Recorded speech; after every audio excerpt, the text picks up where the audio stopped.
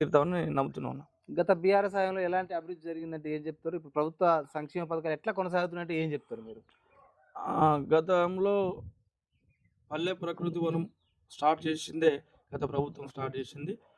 ప్రతిదీ ఆ రోజు ఎక్కడ కూడా చెత్త తీసుకపోలే. ఇవాళ మనం ట్రాక్టర్ పెట్టి తీసుకుపోతున్నామంటే గత ప్రభుత్వం ఒక ఏదైతే లక్ష్యం ఉన్నదో ఎక్కడ ఇబ్బంది లేకుండా ప్రతి ఇంట్లో ఉన్న చెత్తను వాళ్ళ డంపింగ్ యార్డ్‌కి తీసుకెళ్తున్నాం. అంటే గత ప్రభుత్వంలో చేసినదే. ముఖ్యంగా మనం చెప్పుకోగలిగినది ఏందంటే రైతులు హర్షించదగినది రైతు బంధు కావచ్చు, రైతు భరోసా కావచ్చు.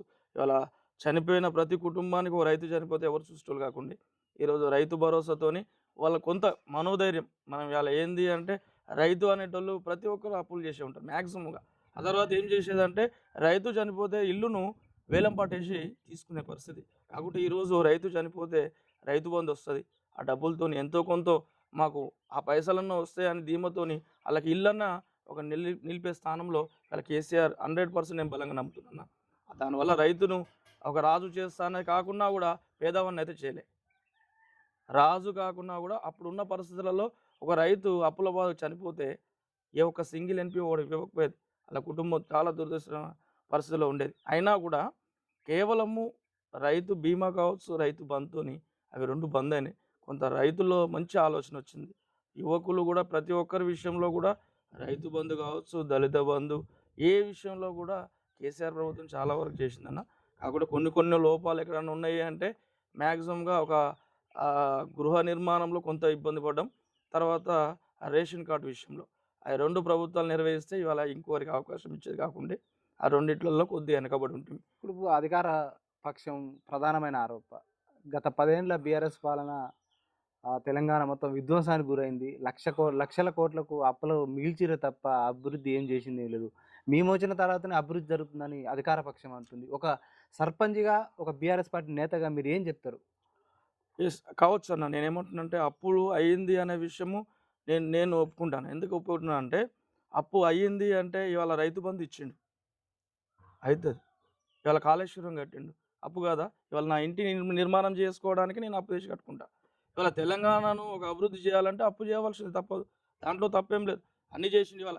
చేయని పనికి మీరు ఇవాళ చేస్తుర్రు. మీరు చేసిన ఏదైతే ఆరోపణలున్నాయో ఇవాళ అవుపడుతున్నాయి కళ్ళకు కట్టినట్టు. కాళేశ్వరమైనా, ఇవాళ చేసిన గ్రామాల అభివృద్ధి అయినా, ఇవాళ నీళ్ళు ఎక్కడనో ఇంతకుముందు తుంగతుర్తి అంటే మొత్తం ఎడారిగా ఉండే.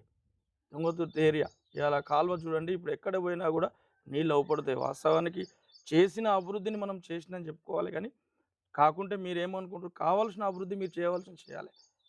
ఇవాళ కళ్యాణ లక్ష్మి కావచ్చు, ఓ చిన్న పిల్ల ఎవరైతే ఫస్టు ఎవరైతే కడుపులో పడ్డ కాంచెలి మొదలుపెడితే కనీసము డెలివరీ అయిందాక గూడా ఇవాళ కేసీఆర్ కిట్టు ప్రతి ఒక్కటి గూడా ఇచ్చిర్రు. ఇవాళ ఇవన్నీ ఏవి లేవు గదా! అక్కడ జరిగింది. ఇప్పుడు మరి మీరు ఇవన్నీ బంద్ జేసిర్రు. అభివృద్ధి ఏది? మరి ఇవాళ మళ్ళా మీరెందుకు ఈ అప్పులు తీసుకొస్తుర్రు? ఇవన్నీ బంద్ జేసిర్రు. ఇవాళ కళ్యాణ లక్ష్మి ఇయ్యలేదు. రైతులకు కనీసము ఇయ్యవలసిన రైతు బీమా గూడా సరిగ్గా ఇవ్వలేదు. సో రైతు బంధు ఇవ్వలేదు. కనీసం మీరు చేసిన ఎక్కడనైనా ప్రాజెక్ట్ కట్టిర్రా? ఎక్కడ చేయలే. అయినా గూడా ఇప్పుడు అప్పులు జేస్తుర్రు. ఏ విధంగా అప్పులు జేస్తుర్రు? ముఖ్య ఎందుకు జేస్తుర్రు? ఏ ఒక్క ప్రాజెక్ట్ ఇవాళ చేసిన మీరు పనులున్నాయి.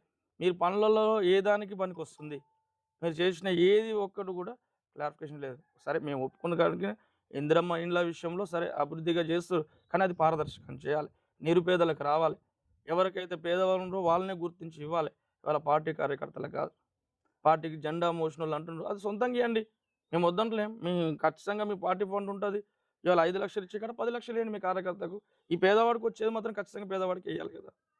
ముఖ్యమంత్రి గారు ఎక్కడ సభ పెట్టినా గూడా పదే పదే ఒక ఆరోపణ చేస్తున్నారు. ప్రతిపక్షం పైన, కేసీఆర్ పైన. మూసీ ప్రక్షాళన చేస్తామంటే కాళ్ళలో కట్టబెట్టి అడ్డుకుంటుర్రు అంటున్నారు. ప్రజా సంక్షేమం కోసం ఎక్కడైనా అభివృద్ధి పనులు కొనసాగిద్దామంటే బీఆర్ఎస్ పార్టీ అడ్డుపడుతుందంటున్నారు. మీరు ఏం చెప్తారు మరి? ముఖ్యమంత్రి గారు పదే పదే అభివృద్ధి మీకిష్టం లేదంటారా తెలంగాణలో? మూసి ప్రక్షాళన చేయాల్సిందన్న. చేయాలి. కానీ మూసి ప్రక్షాళన ఎట్లా చేయాలంటే ఒక చట్టబద్ధంగా చేయాలి. దానికి చట్టం అనేది 100% అవసరం. మూసిని ఎలా చేయాలంటే ఇవాళ మూసి బఫర్ జోన్ అనే పేదవాళ్ళని కూలగొట్టుడు కాకుండా అక్కడ ఉన్న పరిశ్రమలు ముందు తీసేయండి. మూసి బాగుపడుతది. సమస్యను అట్నే ఉంటే అక్కడ ఎక్కడ బాగుపడుతదది? ఇవాళ ఆయనే అంటుండు మూసి కంపు కొడుతుంది అంటుండు. ఎందుకు కంపు కొడుతుంది? ఏ రకం కంపు కొడుతుంది? అక్కడున్న పరిశ్రమలు, అక్కడున్న డ్రైనేజ్ నీళ్ళు అవన్నీ దాంట్లోకి రావడం వల్ల కంపు కొడుతుంది. దాన్ని ప్రక్షాళన చేయాలి. చేయాలి కానీ ఆ ప్రణాళిక కాదు. పేదవారికి ఎవరికైనా పునర్నివాసం కల్పియాలి. ఇవాళ మనం ఎవరమైనా పేదవాళ్ళే అక్కడ ఉన్నోళ్ళంతా. ధనికులు ఎవరు ఉండరు. ఎందుకంటే స్లమ్ ఏరియాలో ఉండేటోళ్ళు మొత్తం పేదలే. వాళ్ళకి సరైన దారిలో చూపించి లక్షల్లో చేయించండి. దాంట్లోకి మాకేం ఇబ్బంది లేదు. మేము కూడా కోరుకునేది ఏందంటే అభివృద్ధి జరగాలి. కానీ ప్రజలను మనం ఏదైతే ఉన్నదో అది కూడా వాళ్ళని కూడా చూడాలి కదా! వాళ్ళని చూడకుండా ప్రక్షాళన చేయడం ఎంతవరకు పద్ధతి? వాళ్ళకి పునర్నివాసం కల్పించండి. మూసి వాళ్ళని తీసుకెళ్ళి అక్కడ ఉన్న ప్రజల్ని కూడా మంచి ప్లేస్‌లో వాళ్ళకి ఇప్పించండి. ఇల్లు ఇప్పించండి, స్థలాలు ఇప్పించండి. వాళ్ళకిచ్చిన మీరు కోకాపేటలో భూమి అమ్ముకుంటారు. ఎక్కడెక్కడనో భూములు అమ్ముతుర్రు. అవి వాళ్ళ ఎస్‌బీఐలో భూములు కూడా అమ్ముకుర్రు. అయి అమ్ముకునే బదులు ఈ పేదలకు ఇవ్వండి. మూసి ప్రక్షాళన జరుగుతది కదా! అదెందుకు ఇవ్వరది? అది ఇవ్వండి. అక్కడి నుంచే స్వచ్ఛందంగా వెళ్ళిపోతారు. వాళ్ళ పేదవాళ్ళ భూములు లాక్కొని నేను మూసి ప్రక్షాళన చేస్తా, నేను ఇది చేస్తా అంటే నువ్వు పేదవాళ్ళ భూములు లాక్కుంటివి. పెద్ద పెద్ద కంపెనీలకు మళ్ళీ భూములు ఇస్తుంటివి. ఇలాంటివి చేయడం వల్ల ప్రక్షాళన ఏడ జరుగుతది? బీఆర్ఎస్ పార్టీ కీలక నేత ఆర్ఎస్ ప్రవీణ్ కుమార్ పదే పదే అధికార పార్టీ మీద అంటే ప్రశ్నిస్తుంటే వాళ్ళ సతీమణిని గాని ట్రాన్స్‌ఫర్ చేయడం. దీన్ని ఏ విధంగా చూస్తారు మీరు? ఇది కక్ష. రాజకీయ కక్ష 100% నేను ఎందుకంటున్నానంటే ఆర్ఎస్ ప్రవీణ్ కుమార్ గారు సార్ గారు వాస్తవానికి ఒక ఐపీఎస్ అయ్యుండి తన సేవ ఉన్నా కూడా ఓన్లీ ప్రజల కోసం, ప్రజలకు సేవ చేయాలన్న దృక్పథంతోని ఆయనే ఆ పదవి విరమణ చేసి ప్రజల్లోకి వచ్చేసి అప్పుడు రాజకీయాల్లో కీలకంగా ఉన్నారు. ఇవాళ ప్రశ్నిస్తే ఇవన్నీ జరగడం అయితే హేళనమైన చర్య. ఎందుకంటున్నంటే ఒక ప్రశ్నించినప్పుడే ఇలాంటి మీకు ప్రశ్నిస్తే మీకు ఇయన్నీ చేస్తా అంటే ప్రతి ఒక్కరు ప్రశ్నిస్తాం. ఇవాళ ఎంతమందిని ఇట్లా చేస్తారు? ఇట్లా చేయడం ఎంతవరకు పద్ధతి? కాదు కదా! నువ్వు ప్రశ్నించిన దాన్ని తెలుసుకొని దాన్ని ఏదైతే మనం తప్పుడు మార్గంలో వెళ్తున్నామో, మనం చేసే తప్పని తెలుసుకొని దాన్ని ఏదైతే మంచున్నదో దాన్ని తెలుసుకొని దాని ముందుకు నడిస్తే ఇవన్నీ జరగవు కదా! తమరు చేసేదే తప్పని తెలుస్తుంది. తెలిసి కూడా మీరు తప్పు చేయడం అంటే ఇది ఎంతవరకు హేయమైన చర్య? ఒకరిని ఆపొచ్చు. ప్రవీణ్ కుమార్ సార్ వెనకాల మేమందరం ఉన్నాం. సైన్యంగా ఉంటాం. పోరాడతానికి మాకేం శక్తి తక్కువేం లేదు. ఇవాళ తెలంగాణ కోసం కూడా పోరాడినోళ్ళం. ఇవాళ తెలంగాణ ఆంధ్ర వాళ్ళ నుంచిలా పోరాడినాం. ఇవాళ తెలంగాణలోకి అన్నదమ్ములకు పంచాయతీ అవ్వుకుంటామా? ఆ రోజున పరిస్థితులలో అణగదొక్కినోళ్ళనే మేము పోరాడి ఏదైతే సకల జనుల సర్వే కావచ్చు, తర్వాత వంట వార్పు విషయంలో మేము ఎప్పుడు తగ్గలే. ఆ లాఠీలకు తగ్గలే, ఆ మాటలకు కూడా తగ్గలే. అలా డబ్బులు ఏమి లేకుండా అయింది. ఇవాళ తెలంగాణ అన్నీ వచ్చి కూడా మేము భయపడతామంటే ఎన్నటికి భయపడం. తెలంగాణలో ఉన్న ప్రతి ఒక్కరి బీఆర్ఎస్ కానీ ప్రజలకు ఎవరికైనా తెలియజేసేది ఏందంటే మన తెలంగాణ ఆగం కావద్దు.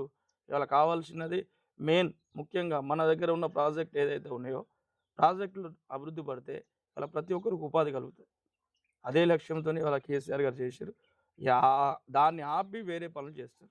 దయచేసి వాళ్ళకి చిత్తశుద్ధి ఉంటే తెలంగాణ అభివృద్ధి పడాలి, ముందుకు పోవాలి. తెలంగాణను ఎంతగానో మనం మంచి చేయాలని కోరుకుంటోళ్ళైతే 100% తెలంగాణని ఇవాళ సస్యశ్యామలం చేసి దాని ద్వారా అందరికి ఉపాధి కలుగుతది. ఇవాళ ఏమంటుండు దొడ్డొడ్లు కొనను. కేంద్రం కొన్నది నేను కొనను అంటుండు. కొనకపోతే రైతు ఏం చేయాలి ఈరోజు? పొలాలలో ఖచ్చితంగా ఒడ్లే పండుతాయి. ఆ ఒడ్లు సన్నొడ్లు కొంటా అంటావు, దొడ్డొడ్లు కొననంటావు. దొడ్డొడ్లే ఏస్తాం. ఎందుకేస్తాం దొడ్డొడ్లు అంటే పంటకాలం తక్కువుంటది. బోర్ల కింద నీళ్లు పారేది. ఇవాళ కాలువలు కావు. ఖచ్చితంగా నీళ్ళు ఎక్కువ ఉండడానికి. కాబట్టి దొడ్డొడ్లే ఏస్తాం కాబట్టి దొడ్డొడ్లు కూడా కొనవలసిందే. కేంద్రం కొనకున్నా కూడా రైతుని ఆదుకోవాల్సింది ప్రభుత్వమే. ఇవాళ ఆ రైతులు కాబట్టే మీ ప్రభుత్వం ఏర్పడ్డది. దాన్ని కూడా మీరు అధిగమించుకొని చేసుకోవాలి. ముఖ్యంగా మా దగ్గర ఉన్న పరిస్థితులలో మాకు నీళ్ళ ఎద్దడి బాగా ఉంటుంది. కాబట్టి బస్సాపురం ప్రాజెక్టు దాన్ని పూర్తి చేసి మాకు కాలువల ద్వారా నీరిస్తే ఈరోజు ఎవరైనా ఏ ప్రభుత్వమైనా ఇవాళ అదే లక్ష్యంతోనే కేసీఆర్ గారు చేసిర్రు. ఇవాళ బస్సాపురం ప్రాజెక్ట్‌ను ఏ నిర్వీర్యం చేసిర్రు. ఇవాళ ల్యాండ్ యాక్విజిషన్ అయింది. ఆల్రెడీ అంతా అయిపోయింది. కానీ ఇవాళ రిజర్వాయర్ నీళ్ళు లేకుండా పోతుంది. దాన్ని చేయడానికి ప్రభుత్వాన్ని కూడా కోరుతున్నాం. దయచేసి ఆ బస్సాపురం ప్రాజెక్ట్ పూర్తి చేసి మా మోత్కూరు చెరువులోకి నీళ్ళొస్తే మా అందరికి కూడా ఇక్కడున్న మ్యాక్సిమమ్‌గా ఒక 3 మండలాల ప్రజలు ఇవాళ ఆలేరు కావచ్చు, గుండాల, ఆత్మకూరు, మోత్కూరు, ఇవాళ అడ్డగూరు వీళ్ళందరూ ప్రజలంతా సస్యశ్యామలం అవుతది. దాని ద్వారా ఉపాధి కలుగుతది. ఇవాళ ఒకటే వర్క్ చేయవలసిన అవసరం లేదు. ఇవాళ రైతు వల్ల వచ్చేది ప్రతి ఒక్కటి ఇవాళ ట్రాక్టర్ దున్నుడు కాంచన పోతే డీజిల్ అన్ని రకాలుగా యూజ్ అవుతుంది కాబట్టి దయచేసి ప్రభుత్వాన్ని కోరేది ఒకటే. మీరు ఎంత తొందరగా పూర్తి చేస్తే ఆ ప్రాజెక్ట్ ద్వారా ప్రతి ఒక్కరికి ఇవాళ నీరు అందుతాయి కాబట్టి దయచేసి ప్రభుత్వాన్ని కోరుతున్నాను. మరొకసారి కూడా ఏదైతే కాలువ యాక్టివేషన్ జరిగింది అన్నీ జరిగినాయి. ఆల్రెడీ ఆడ వర్క్ కూడా జరిగింది. కేవలం నీళ్ళు వదిలిపెట్టేదే ఉంది. ఆ నీళ్ళ కోసమే ఆపుతారు. బసవాపురం ప్రాజెక్ట్ పూర్తి చేయాలని కోరుతున్నాను ప్రభుత్వాన్ని. ఇక్కడ మీ గ్రామ పంచాయతీ పరిధిలో అభివృద్ధి విషయంలో కావచ్చు, సమస్యల ఫిర్యాదుల విషయంలో కావచ్చు, ప్రజల భాగస్వామ్యం ఏ విధంగా ఉందంటారు? ఆ! వాస్తవానికి బొడ్డుగూడెం ప్రజలు నాకు అత్యున్నత స్థానం 230 ఓట్ల మెజార్టీతో గెలిపించినారు. ప్రతి ఒక్కరు కూడా సహకారంగానే ఉంటారు. సరే ఒకరికిద్దరు అటు ఇటు ఉన్నా గూడా, వాళ్ళు గూడా ఇప్పుడు ఎలక్షన్‌లు అయిపోయిన తర్వాత గూడా మిగతా అందరం కలిసే పని చేసుకుంటున్నాం. ఎలాంటి పార్టీ భేదం గాని, నా పైన విమర్శలు గాని ఏది లేదు. కాకుంటే విషయం ఏందంటే, ఆర్థికంగా మనము బలంగా లేము కాబట్టి, కొంతవరకు మనం చేయవలసిన పనులేమన్నా ఉంటే, మనము ప్రభుత్వం నుంచి వచ్చే నిధుల ద్వారానే చేస్తున్నాం. దాతల ద్వారా కొంత కొంత సపోర్ట్ చేస్తున్నాం. ప్రతి ఒక్క దాతను గూడా కొంతమంది తీసుకొచ్చి మన బోర్డు విషయంలో ప్రధాన సమస్యగా కొన్ని కొన్ని స్కూల్ బిల్డింగ్‌లలో పెయింటింగ్ చిన్న చిన్నగా ముందుకొచ్చి అందరూ డెవలప్ చేస్తున్నారు. పర్లేదు ఇంతవరకైతే ప్రతి ఒక్క ప్రజలు, నాయకులు అందరూ సహకరిస్తున్నారు. బొడ్డుగూడెం ప్రజలందరికీ ధన్యవాదాలు. చుక్క బాబు గారు ఫోనుకు స్పందిస్తాడా? ప్రజలకు నిత్యం అందుబాటులో ఉంటాడా? చుక్క బాబు అనేది ఆహ్, 2007, 8లో నేను ఒక ప్రైవేట్ అంబులెన్స్ డ్రైవర్‌గా స్టార్ట్ చేసినాను. అక్కడ హైదరాబాద్‌లో చేసిన. కొన్ని రోజుల తర్వాత అక్కడి నుంచెళ్ళి బొడ్డుగూడెం స్వస్థలం కాబట్టి ఇక్కడికి విచ్చేసిన తర్వాత ఇక్కడ ఒక టాటా ఏసీ చిన్న డ్రైవర్‌గా స్టార్ట్ అయిన నా ప్రయాణం. ప్రతి ఒక్కరికి ఆ 108 ఎట్లా ఉంటదో నా మొబైల్ కూడా అట్నే ఉంటది.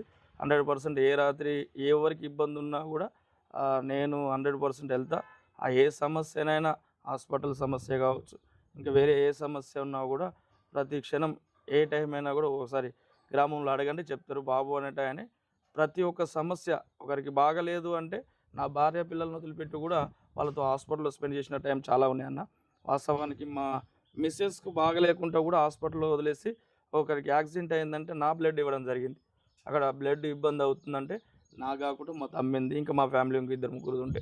అక్కడ కాలు ఫ్రాక్చర్ అయ్యి బ్లడ్ పోయి ఉండే. ఇక తప్పదు అని చెప్పేసి మనం బ్లడ్ ఇచ్చి వాళ్ళను చాలా మందికి సేవ్ చేసిన. ప్రతి ఒక్కరికి తెలుసు బాబు అని. అందుకే నాకు ఇంత ఘనమైన మెజారిటీ ఇచ్చి ఇవాళ అధికారంలో లేకున్నా గూడా నన్ను నిలబెట్టారంటే కారణం కేవలం 100% నా మంచితనం. లేకపోతే ప్రజలు నాకిచ్చిన ఈ అవకాశాన్ని నేను గూడా చెడుగా ఆలోచించలే. ఎందుకంటే మనం జేసిన ఏదైతే ప్రయత్నం ఉందో 100% సఫలమైందని కోరుకుంటున్నాను. ఈ సార్ బొడ్డుగూడెం గ్రామ ఇక్కడ ఎన్నికలకు ముందు స్థానికంగా ఉన్న ఎమ్మెల్యే ఇసుక పైనే ఫస్ట్ ఉక్కుపాదం చూపుతాను సార్. ఇక్కడ జాజిరెడ్డిగూడెం ఆ ఏరియాలో మొత్తం ఇసుక కుప్పలు రాసులకు రాసులే ఉంటుంది. మరి నిర్మూలించిందని మీరు అనుకుంటున్నారా? వాస్తవానికి అక్కడ ఉన్న ఇక్కడున్న స్థానిక ఎమ్మెల్యే గారు వాస్తవానికి అది నా అన్నము, ఇసుక నేను బుక్కాలని గూడా అంతకుముందు ఉన్న విలేకరి గారితో చెప్పిండు. మేము గూడా అది వీడియో చూసినాము. వాస్తవానికి జరిగేది 100% ఇసుక నడుస్తూనే ఉంది, పోతూనే ఉంది. ఇవాళ ఎన్నో సార్లు మేము చూస్తూనే ఉంటాం. అక్కడి నుంచెళ్ళి పోతుంది అంటే ఆయనేమంటంటే నేను పూడిక తీస్తున్నా అంటాడు. ఎన్ని రోజులు పూడిక తీస్తారు ఆ విషయం? అది 100% ఇసుక దందా నడుస్తూనే ఉంది. పోతూనే ఉంది. 100% ఆ ఇసుక మొత్తం కూడా తరలిస్తూనే ఉన్నారు. ఇవాళ నువ్వు ఇక్కడ ఇసుక తీస్తే నువ్వు అక్కడ తీస్తున్నావు. ఎక్కడైతే మూసీలో ఇసుక తీస్తున్నా అని చెప్తున్నావు. మరి ఇక్కడి నుంచెళ్ళి మరి ఫ్లోటింగ్ అయితే మొత్తం ఇసుక మళ్ళా ఆడికే ఎళ్తుంది. కట్టడి అనేది మొత్తం ఇసుక తీయకపోతే ఎక్కడిదక్కడ ఉంటది. దయచేసి ఆ మాట తప్పిండు కాబట్టి దాన్ని బహిరంగ క్షమాపణ చెప్పాలి కంపల్సరీ ఎమ్మెల్యే గారు. సార్ ఈ బొడ్డుగూడెం గ్రామ పంచాయతీని భవిష్యత్తులో రోల్ మోడల్‌గా తీర్చిదిద్దే అవకాశం ఉందంటారా? మీ ప్రజలకు ఏం చెప్తారు మీరు? నాది కూడా అదే ఉన్నది. ఏంటంటే ఆ సర్పంచ్‌గా ఒక అధికారం ఇచ్చిన ప్రజలకి నేను ఎంతో చేయాలని నేను అనుకుంటున్నాను. ఎందుకంటే మనం చేసేది ఏదైతే ఉందో మన జీవితాంతం ఒక గుర్తు చేసుకోవడానికి. ఎందుకంటే గతంలో చేసిన సర్పంచ్‌లు కొంతమంది నీళ్ళు తీసుకొచ్చిర్రు. కొంతమంది కరెంట్ తీసుకొచ్చిర్రు. ఒక్కొక్కరు ఒక స్టేజ్‌లో ఒకరికి ఒక్కొక్కరికి ఒక ఒక విజన్ ఒక ఉన్నట్టు. మార్క్ ఉండిపోయింది. నేను కూడా ఏమనుకుంటున్నా అంటే నాకు కూడా ఒక కల ఉంది. బొడుగూడెం నుంచెళ్ళి అడ్డగుట్టూరుకి దగ్గరనే ఉంటది. 3 కిలోమీటర్లు ఉంటది. అది కూడా తార్ రోడ్ ఏర్పాటు చేయాలి నా హయాంలో అని నేను కోరుకుంటున్నాను. దయచేసి అది కూడా జరిగి ఇంకా అభివృద్ధి ఇంకా చేయాలని కోరుకుంటున్నాను. కొన్ని కొన్ని సమస్యలున్నాయి. ముఖ్యంగా మనకు డ్రైనేజ్ వ్యవస్థ అస్తవ్యస్తంగా ఉంది. ఇలా వర్షాలొస్తే అన్ని పంట పొలాల్లోకి నీళ్ళు పోయి వాళ్ళు పోనిస్తలేరు. ఒక ఎస్సీ కాలనీ మిగిలి ఆగిపోతున్నాయి. దానివల్ల మనం కూడా దానికి ప్రత్యామ్నాయ మార్గంగా బయటికి తీసుకెళ్ళాలి కాబట్టి దాని గురించి కూడా ఆలోచిస్తున్నాం. మెరుగైనంగా గ్రామాన్ని అభివృద్ధి పరచాలని కోరుకుంటున్నాను నేను కూడా. కొన్ని కొన్ని విషయాలలో ఎక్కడైతే చెట్లు నాటించడము, క్లీనరీ ఎక్కడనైతే క్లీన్‌గా ఉంచడము.